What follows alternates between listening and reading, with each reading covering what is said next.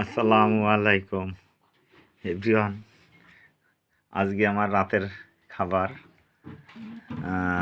খিচুড়ি আছে, একটু নরম খিচুড়ি, ইলিশ মাছ, বেগুন ভাজা, শশা সালাদ তো আছে। আচ্ছা, এদিকে আছে লাউ ভর্তা, লাউয়ের পাতা ভর্তা, বেগুন ভর্তা, তারপরে আপনার ধনিয়ার পাতা, কালো জিরে, আলু ভর্তা দুই রকম, একটা একটু ঝাল একটু কম, জলপাই ভর্তা আছে, হ্যাঁ শুটকি চিংড়ি মাছের ভর্তা।